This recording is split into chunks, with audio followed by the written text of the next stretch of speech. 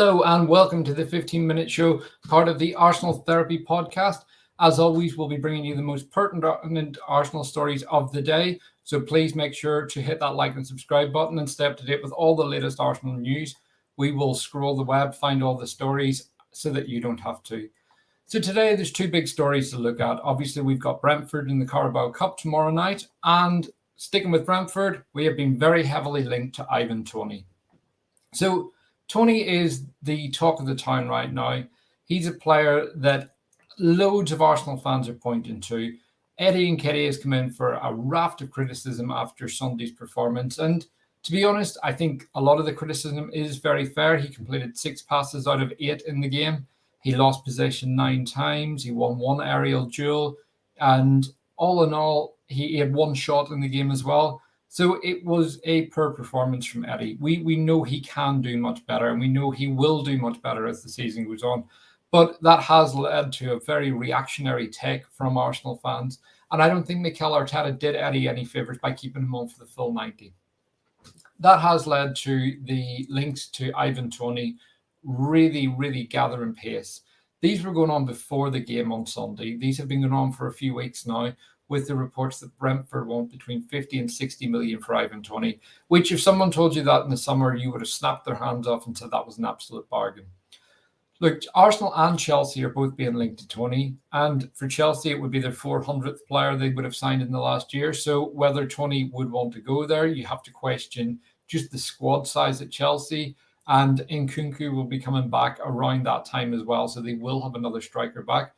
Broja will be back as well. So they already have an incredibly stacked squad. By contrast, Arsenal have a very high quality streamlined squad, and we are in a very different place. Look, if Ivan Toney wants to earn a boatload of cash, he can go to Chelsea.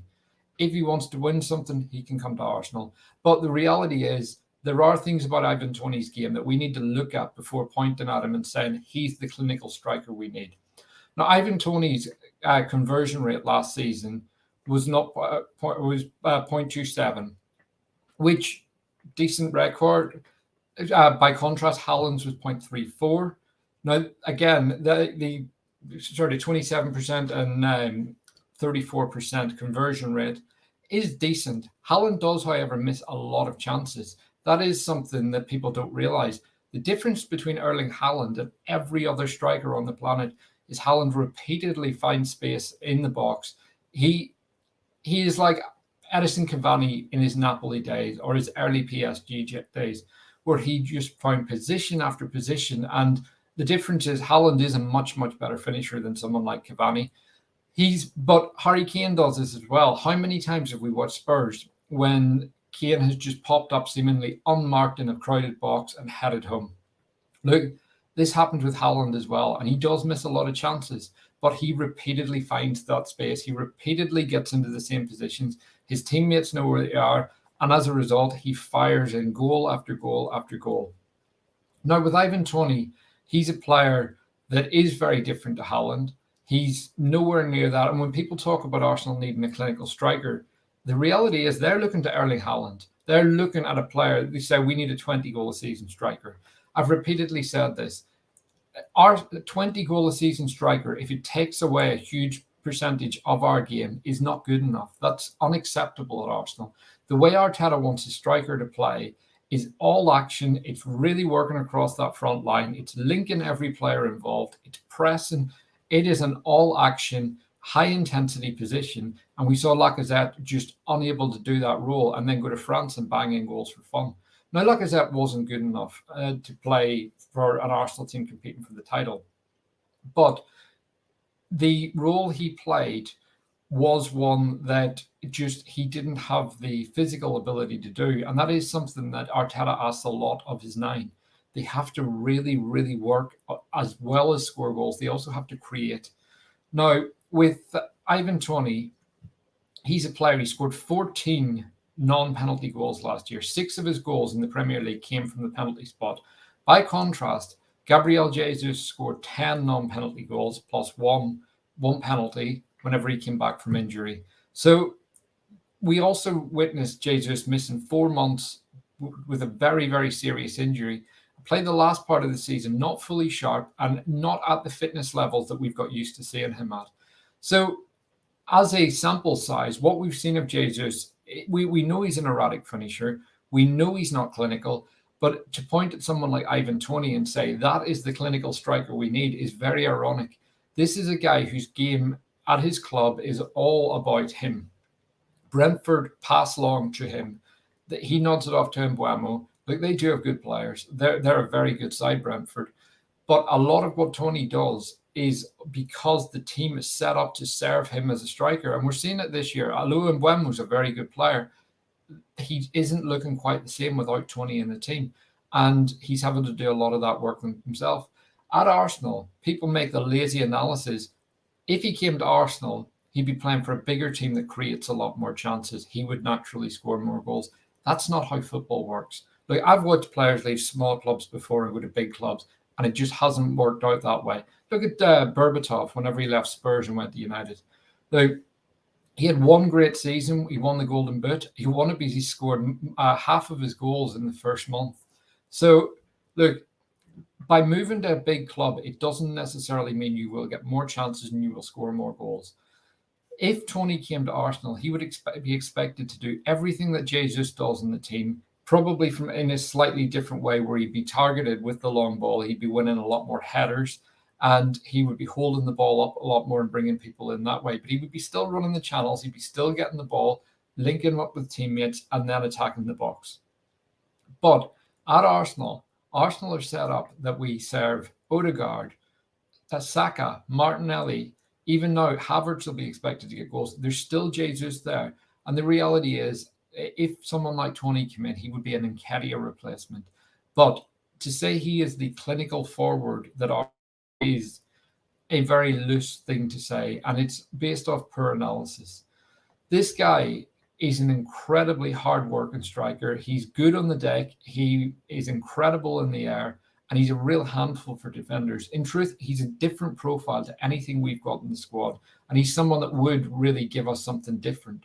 But we also have to be real about what he gives us. If he came in, scored 20 goals, but a big part of our game was broken as a result of that, 20 goals isn't enough. As I said, with Erling Haaland, Pep made the compromise that Haaland will get you 35, 36 goals as he did last season. And he is willing to accept a player that's going to be involved in the game a lot less and ask different things of his wingers because he has a machine up front that keeps scoring goals.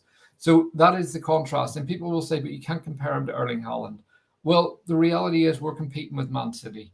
That is the standard we are now competing against. If we can't get a like-for-like player that can score that many goals, we have to look at other solutions. And that's what Arteta did. He went and found a front four that could all chip in with 15 goals each. And if Jesus is fit all season, we're still seeing him right now coming back, even at the weekend.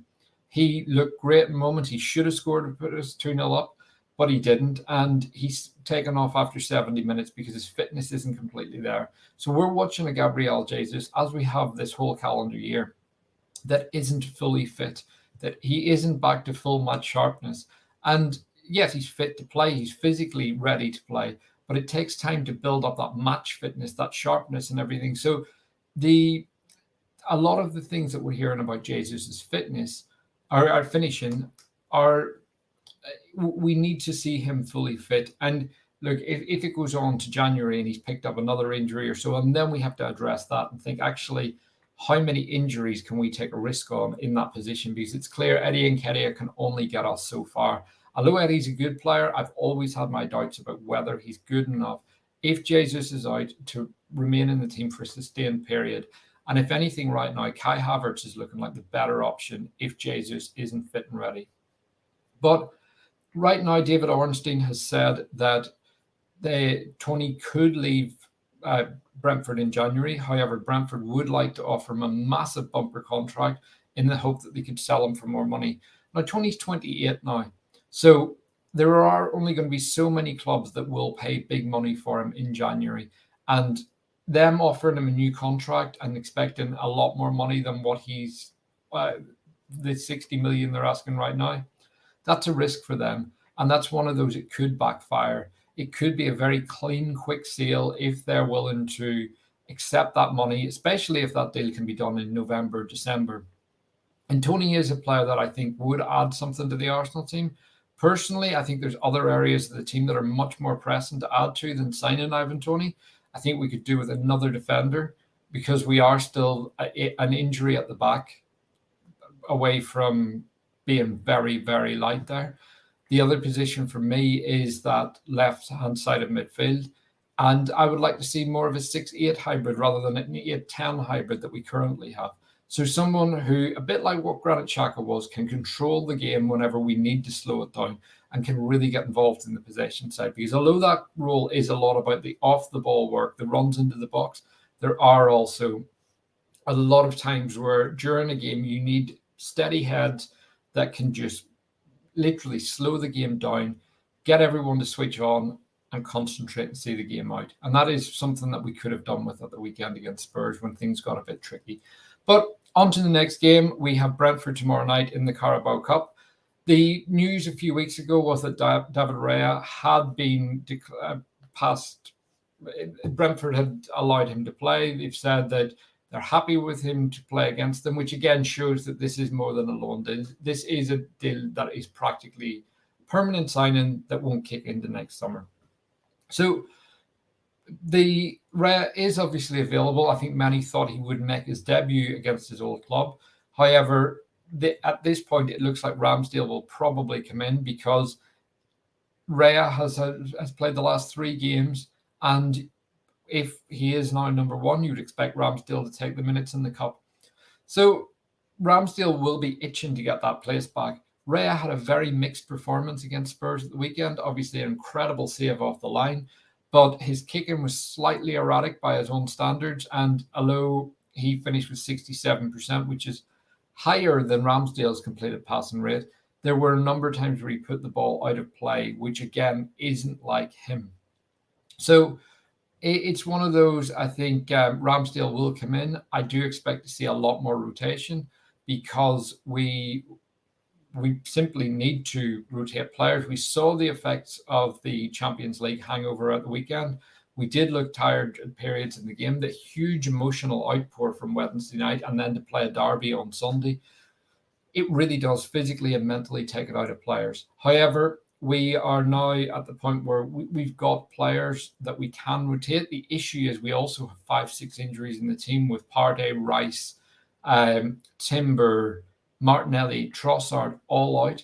So I would very much expect to see the likes of Tomiyasu coming in for this game, Kiwior, and then potentially a young player. So we could see someone like Walters in the squad. We could see someone like Waneri in the squad. Again, in midfield, I would expect to see Jorginho start in centre mid. So in that 6 role, he's a player that we know he's top quality. He made a terrible mistake on Sunday, but the best thing that Arteta can do is get him straight out on that pitch and get him playing. We know what he can do. We know what the strengths he brings. And it's down to him to show that Sunday was a blip and that he can get over that very quickly. Alongside him, I would expect to see someone like Smith Rowe get minutes in this game, Reece Nelson as well, and then potentially Kai Havertz probably playing up front or in an 8 position because, again, he is someone that needs the minutes. But the worrying thing is with those injuries, there is going to be basically it's essential that someone from the team on Sunday will start. So the 2 that are most likely are probably either a Saliba or a Ben White, just because with Zinchenko's injury record, you would expect Tomiyasu to come in at left back unless he plays someone like Sousa. And then we don't have a backup right now for William Saliba. So there are first team players that are going to need to play in this. And with the injuries piling up, that is a worry because we are playing a lot of games this month. And right now, Arteta is going to need to get better at rotating the squad. But let's wait and see tomorrow night, see how we line up, see how we play, because it's very difficult to preview a game properly when both sides are expected to rotate and we don't know what lineup they're going to go with. So we know what Brentford can do. We know how good they are at pinging the ball long. We know Mbeumo, very, very strong, tenacious, good runner with the ball, and he can finish as well. But all in all, that Brentford team are good at times. This season, they've been hit and miss. So again, let's wait and see how the teams line up tomorrow, and we will see where we go from there. But as I said, we were going to try and keep this to 15 minutes, so we will wrap up the show now. Please hit that like and subscribe button, and thank you for joining. Have a great day.